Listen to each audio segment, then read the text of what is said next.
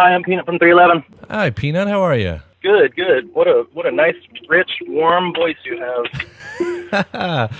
I do appreciate you giving the call today because I'm excited that we're talking about a new album, Mosaic. Yeah, it's kind of like about time. It was fun to.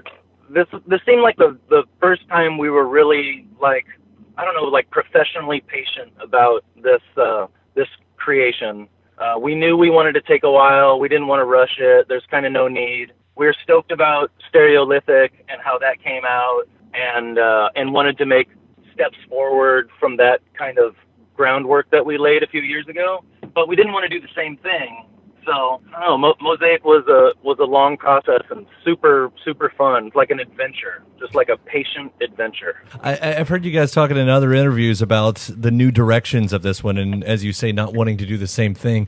I'd really be curious for you to expand on that, though. What does exactly that mean this time around? You know, we've been around so long that there's the undercurrent from our fans. They're like, remember this? Remember when? Remember the like a vintage sound, you know? And I think we did that with Stereolithic. There was a step in the future, and then also like a step in the past, because a few of those songs were like old demos that we rehashed. So they were literally old projects that we freshened up, and that's why it sounded so cool. But there was something, I don't know, we're all real different now.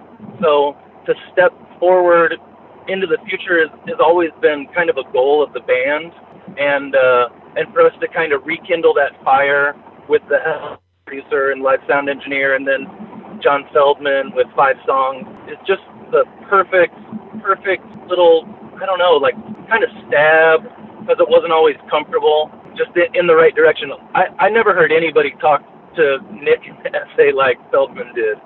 It was great. It was like about time. Like, here's a guy who can push us in a way that where we won't push back and be like, yeah, no, we're not doing that. John was like, he's like, come on, man, do it better. He's like, do it again, but do it better.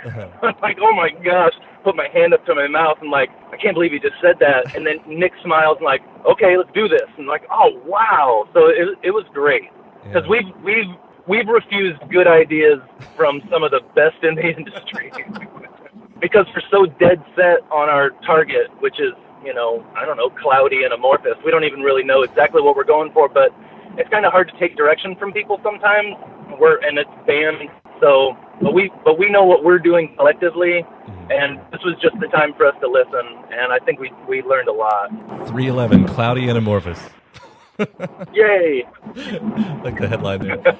But I mean, it's true, because you're almost 30 years as a band, and I know once you get to a certain point, everybody's always going to bring up whatever year it is for you guys. But, you know, as you're saying, to find that fire for creativity and not just phone it in from, you know, the comfort of your rock and roll rocking chair.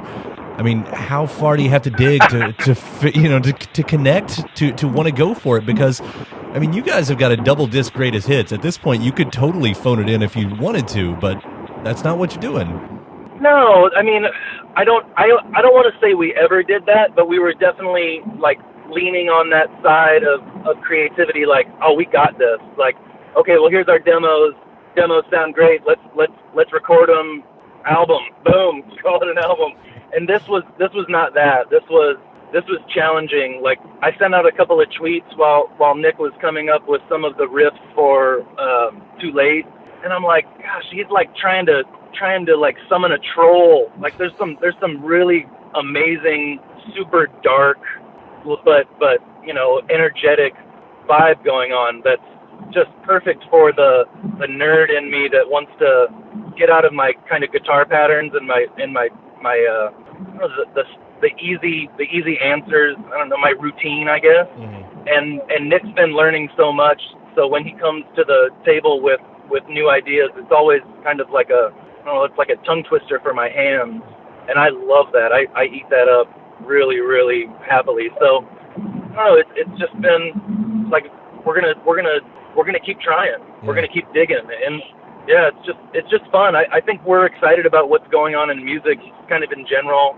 I know I've been listening to 5,000% more pop music than I ever have in my whole life, and I can't really explain why, except for that's what they play at Soul Cycle. Right. So it's having like a really big impact on my appreciation for these like arena kind of style choruses, and I don't know, just making it big. How big can it be? Right. You know, let's see it. Like how much rock does 2017 want? You know, on the table, and there's room for it. You know, there's pop music going crazy. There's something for everybody in music right now, and for me, it seems like rock and roll is a little quiet in the conversation, and it sounds like a time for us to kind of put on our cape and give it our best shot to update what we think is an important genre as I pass someone effortlessly in my Tesla. Wow.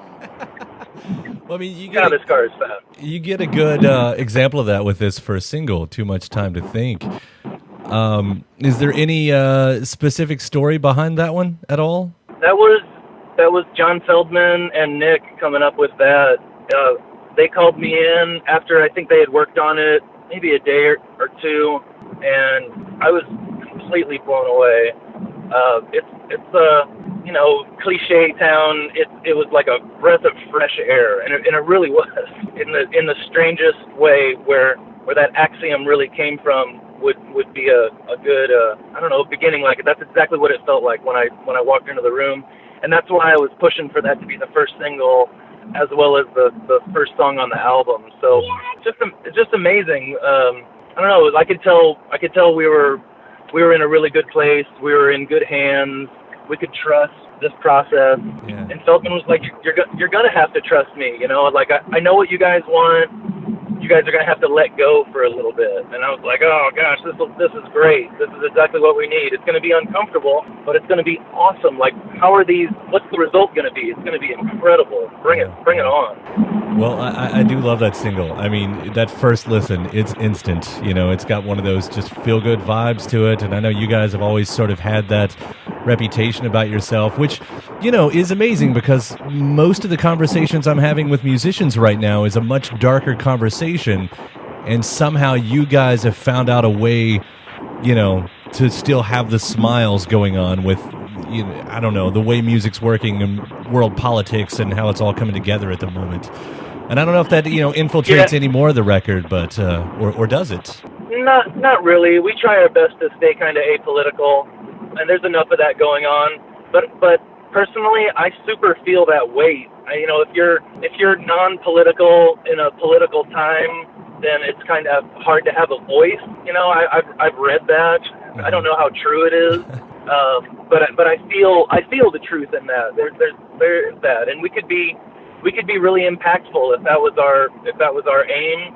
But I think our aim is to kind of tell everybody that everything is okay. You can slow down a little bit, and you can enjoy this reality, as strange and confusing as it can be sometimes. It's also okay to just take a deep breath and realize that it's also pretty awesome. Yeah. So we're gonna always reflect that, no matter what. Well, I cannot wait to hear the rest of this record. You've really set it up nicely for me. So I think everyone's a strong word as a superlative, will enjoy it. There is some old school kind of throwback stuff like riff rock on there, of course. I mean, there's 17 songs, so we've got a mixed bag of ideas, but at the same time, there's a lot of 311 that you'll not be surprised by on the album as well as the stepping into the future and, oh, look what they did there kind of thing. Right. It's great. It's a fantastic album. I'm really excited about it. Me too. Well, thank you so much, P-Nut. It was a real pleasure talking to you today. My pleasure. Let's do it again. All right. Take care, man. Take care. Be good. Bye.